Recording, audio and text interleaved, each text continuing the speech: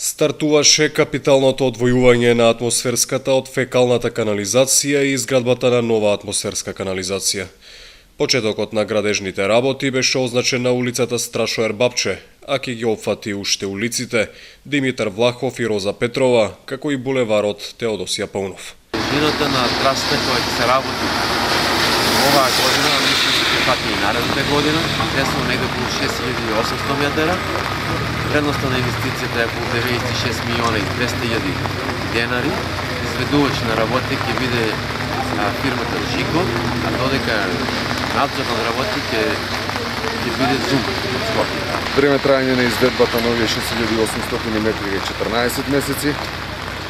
Се надеваме дека ќе го завршиме проектот на време, со што ќе му возможиме на градот да има подобри услови од инфраструктурната мрежа на самиот град и подобрување на сепичниот живот во градот. Активности опфаќаат одвојување на фекалната и атмосферската канализација, дел и изградба на дел на нова атмосферска канализација на улиците што ги спомена инвеститорот, сечење на асфалтните површини, поставување на нови цевки, армиронодетонски и полиетиленски, потоа повторно враќање на улиците во првобитна положба.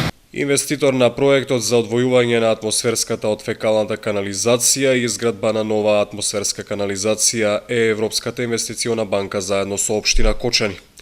Оттаму очекуваат успешно спроведување на проектот и надминување на проблемите со излевање на фекалната вода во дворовите на куќите при обилни врнежи, што особено беше честа појава токму на улицата Страшо Ербапче.